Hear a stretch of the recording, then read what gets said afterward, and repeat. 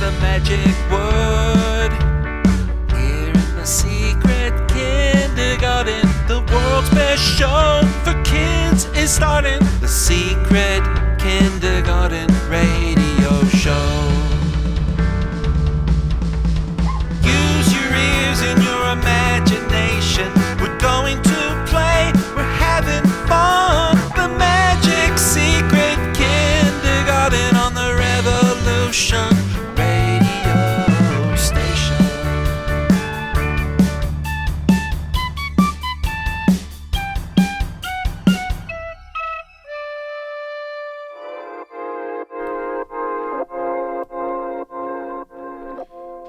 Hello, welcome back to the Secret Kindergarten. I'm your host, Gino. Thank you for tuning in to Revolution Radio, the #1 listener-supported radio station in the world. So please help us support our efforts and airtime by visiting the station's donation section on our website, revolution.radio.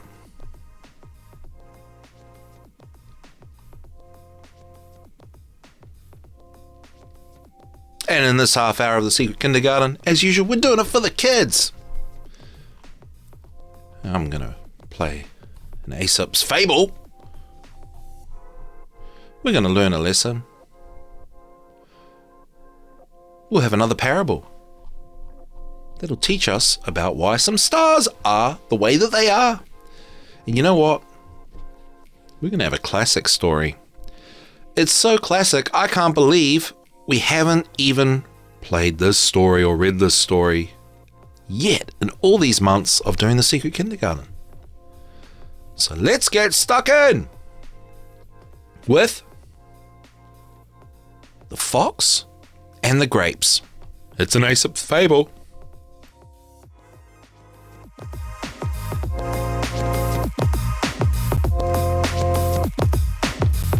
The Fox and the Grapes. A hungry fox saw some fine bunches of grapes hanging from a vine that was trained along a high trellis, and did his best to reach them by jumping as high as he could into the air. But it was all in vain, for they were just out of reach. So he gave up trying, and walked away with an air of dignity and unconcern, remarking, "Oh, I thought those grapes were ripe, but I see now they are quite sour." I love foxes, and I love foxes in all these stories that we play. Now that's a good attitude to have, okay? Things don't go your way, just say, didn't need it anyway. All right? That's a good attitude to have. Right, it's parable time. Now this parable is called The Legend of the Dipper.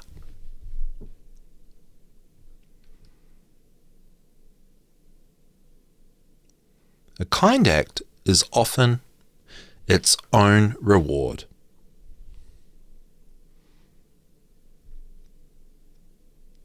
There had been no rain in the land for a very long time. It was so hot and dry that the flowers were withered, the grass was parched and brown, and even the big, strong trees were dying. The water dried up in the creeks and rivers. The wells were dry. The fountains stopped bubbling. The cows, the dogs, the horses, the birds, and all the people were so thirsty. Everyone felt uncomfortable and sick.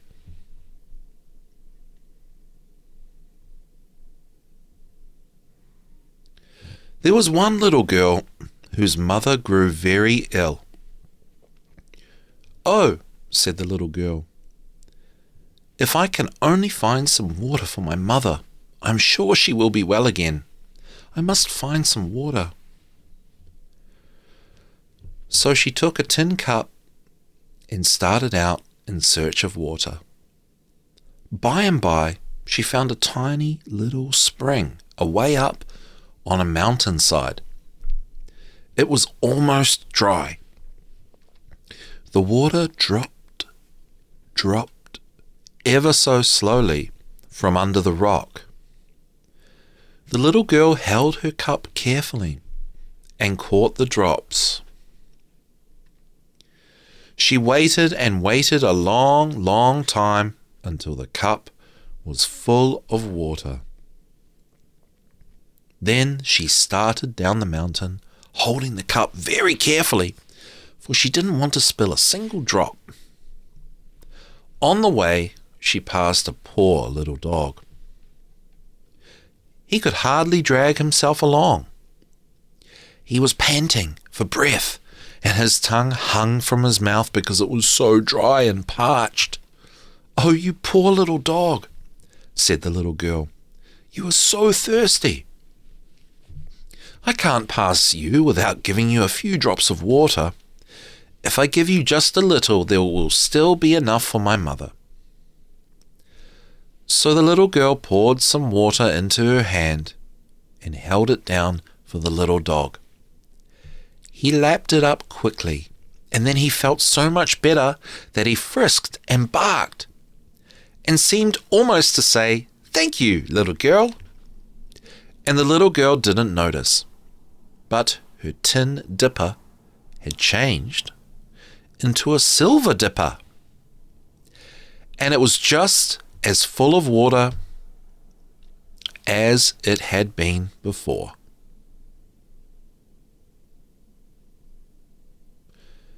She thought about her mother and hurried along as fast as she could go. When she reached home, it was late in the afternoon, almost dark. The little girl pushed the door open and hurried up to her mother's room. When she came into the room, the old servant who helped the little girl and her mother, and had been working hard all day taking care of the sick woman, came to the door. She was so tired and so thirsty that she couldn't even speak to the little girl. "Do give her some water," said the mother. "She has worked hard all day and she needs it much more than I do." So the little girl held the cup to her lips, and the old servant drank some of the water. She felt stronger and better right away, and she went over to the mother and lifted her up. The little girl didn't notice that the cup had changed into a gold cup and was just as full of water as it was before. Then she held the cup to her mother's lips, and she drank and drank. Oh, she felt so much better. When she had finished, there was still some water left in the cup. The little girl was just raising it to her own lips when there came a knock at the door. The servant opened it, and there stood a stranger. He was very pale and all covered with dust from travelling. "I am thirsty," he said. "Won't you give me a little water?" The little girl said, "Why, certainly I will. I am sure that you need it far more than I do. Drink it all." The stranger smiled and took the dipper in his hand, and as he took it, it changed into a diamond dipper. He turned it upside down, and all the water spilled out and sank into the ground. And where it spilled, a fountain bubbled up. The cool water flowed and splashed, enough for the people and all the animals in the whole land to have all the water they wanted to drink. As they watched the water, they forgot the stranger. But presently, when they looked, he was gone. They thought they could see him just vanishing in the sky. And there in the sky, clear and high, shone the Diamond Dipper.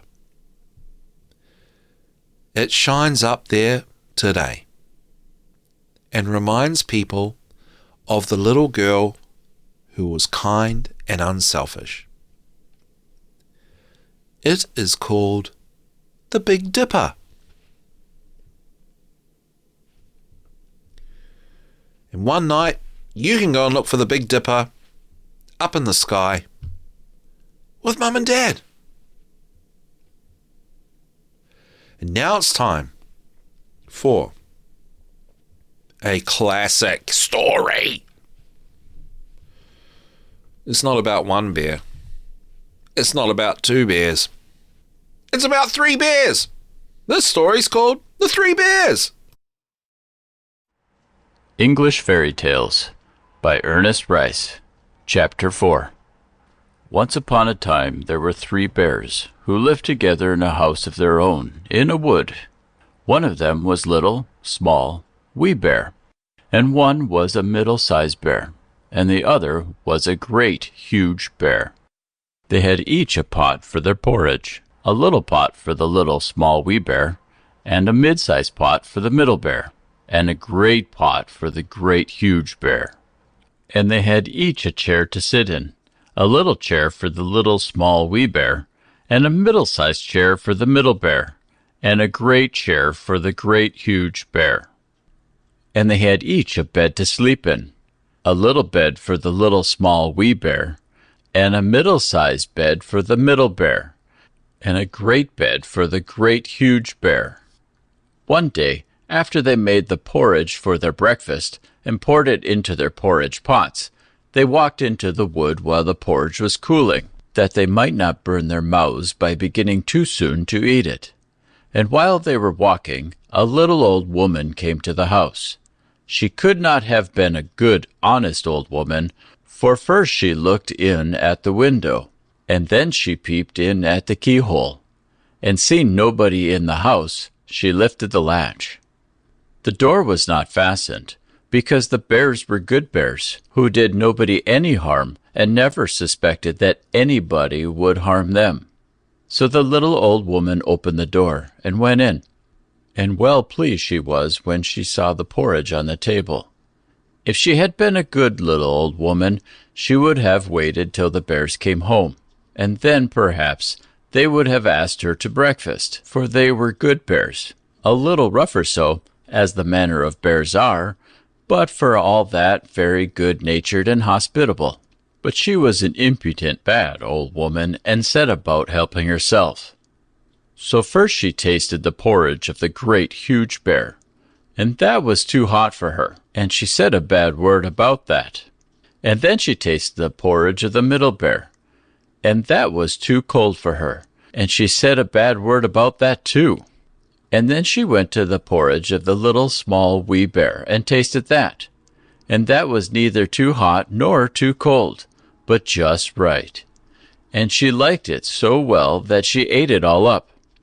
But the naughty old woman said a bad word about the little porridge pot, because it did not hold enough for her. Then the little woman sate down in the chair of a great huge bear, and that was too hard for her. And then she sate down in the chair of the middle bear, and that was too soft for her. And then she sate down in the chair of the little small wee bear, and that was neither too hard nor too soft, but just right. So she seated herself in it, and there she sate till the bottom of the chair came out, and down came she plump upon the ground. And the naughty old woman said a wicked word about that too. Then the little old woman went upstairs into the bedchamber in which the 3 bears slept. And first she lay down upon the bed of the great huge bear, but that was too high at the head for her. And next she lay down upon the bed of the middle bear, and that was too high at the foot for her. And then she lay down upon the bed of the little, small, wee bear, and that was neither too high at the head nor at the foot, but just right. so she covered herself up comfortably and fell fast asleep. By this time, the 3 bears thought their porridge would be cool enough, so they came home to breakfast. Now the little old woman had left the spoon of the great huge bear standing in the porridge. "Somebody has been at my porridge," said the great huge bear in his great rough, gruff voice. And when the middle bear looked at his, he saw that the spoon was standing in it too. They were wooden spoons. If they had been silver ones, the naughty old woman would have put them in her pocket. "Somebody has been at my porridge," said the middle bear in his middle voice. Then the little small wee bear looked at his, and there was the spoon in the porridge pot, but the porridge was all gone. "Somebody has been at my porridge, and has eaten it all up," said the little small wee bear in his little small wee voice. Upon this, the 3 bears, seeing that someone had entered their house and eaten up the little small wee bear's breakfast, began to look about them. Now the little old woman had not put the hard cushion straight when she rose from the chair of the great huge bear. "Somebody's been sitting in my chair," said the great huge bear in his great rough, gruff voice. And the little old woman had squatted down the soft cushion of the middle bear. "Somebody has been sitting in my chair," said the middle bear in his middle voice. And you know what the little old woman had done to the 3rd chair? "Somebody has been sitting in my chair, and has sate the bottom of it out," said the little small wee bear in his little small wee voice. Then the 3 bears thought it necessary that they should make farther search, so they went upstairs into their bedchamber. Now the little old woman had pulled the pillow of the great huge bear out of its place. "Somebody has been lying in my bed," said the great huge bear in his great rough, gruff voice. And the little old woman had pulled the bolster of the middle bear out of its place. "Somebody has been lying in my bed," said the middle bear in his middle voice. And when the little small wee bear came to look at his bed, there was the bolster in its place, and the pillow in its place upon the bolster, and upon the pillow was the little old woman's ugly, dirty head, which was not in its place, for she had no business there. "Somebody has been lying in my bed, and here she is," said the little small wee bear in his little small wee voice. The little old woman had heard in her sleep the great rough, gruff voice of the great huge bear, but she was so fast asleep that it was no more to her than the roaring of wind or the rumbling of thunder. And she had heard the middle voice of the middle bear, but it was only as if she had heard someone speaking in a dream. But when she heard the little small wee bear, it was so sharp and so shrill that it awakened her at once. Up she started, and when she saw the 3 bears on one side of the bed, she tumbled herself out at the other, and ran to the window. Now the window was open, because the bears, like good tidy bears as they were, always opened their bedchamber window when they got up in the morning. Out the little old woman jumped, and whether she broke her neck in the fall, or ran into the wood and was lost there, or found her way out of the wood and was taken up by the constable and sent to the house of correction for a vagrant as she was, I cannot tell. But the 3 bears never saw anything more of her. You know what? That house with the 3 bears, that must really be stinky, eh? Hey, let's play some music! With thanks to Nancy Stewart of nancymusic.com.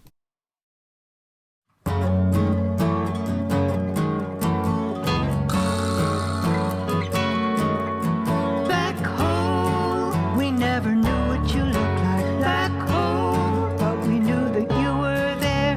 Black hole, we finally see what you look like. You're a mighty awesome big black hole. Black hole, your gravity's irresistible. Black hole,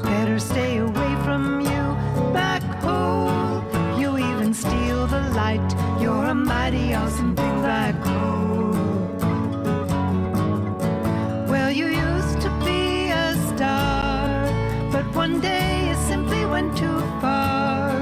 When you exploded in space, no, you imploded in space. Now a black hole is what you are. Black hole, your gravity's irresistible. Black hole, better stay away from you.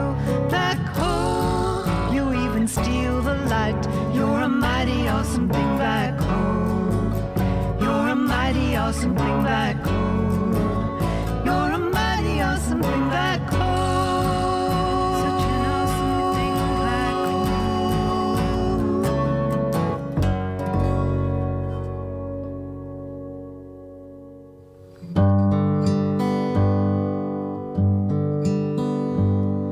An owl sat alone on the branch of a tree, and she was as quiet could be.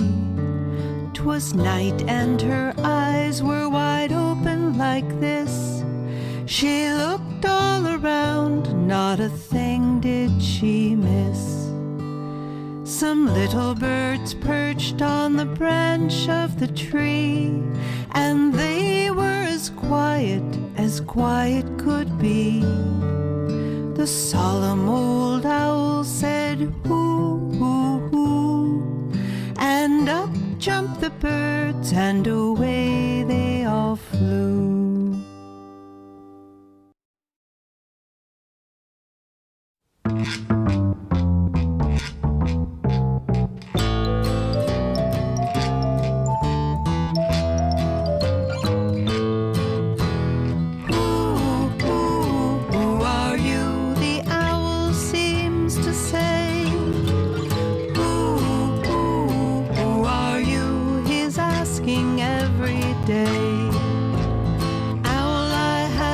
Questions for you. Where do you live and why do you poo? What do you eat and when do you sleep? Yes, I have questions too. Who are you?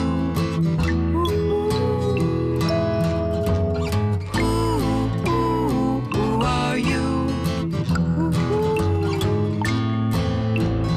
Owl, I have some questions for you. Where do you live and why do you who? What do you eat and when do you sleep? Yes, I have questions too. Who are you? Yes, I have questions too.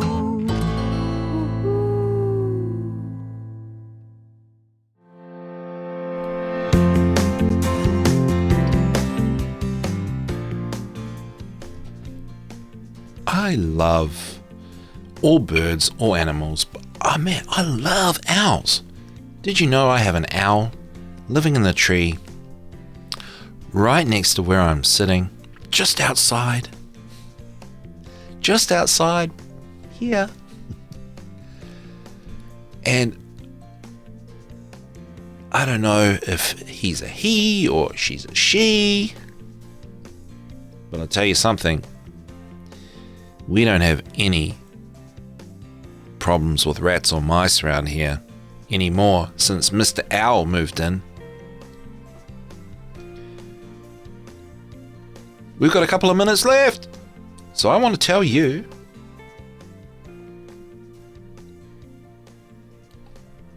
I want to share today's daily words of wisdom thanks to Manly P. Hall for today, Sunday, the 9th of June. Where has the year gone? So all my friends over there in America, these are your words of wisdom for tomorrow. Wherever a person wants to learn is the right place for their education. Whenever they want to learn is the right time for their instruction. That's why, all you kids out there, you've got to learn when you want to learn. And you've got to learn what you want to learn.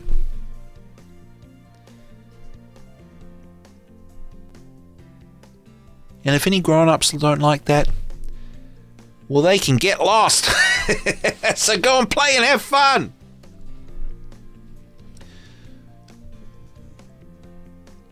And if you have kids out there, or if you are a kid, you can ask mum and dad. You can go check out thesecretkindergarten.com. You can check out all the episodes on YouTube, BitChute, Odysee, all those things, all those platforms, whatever. Check it out. Thanks so much for tuning in. I love you. Bye.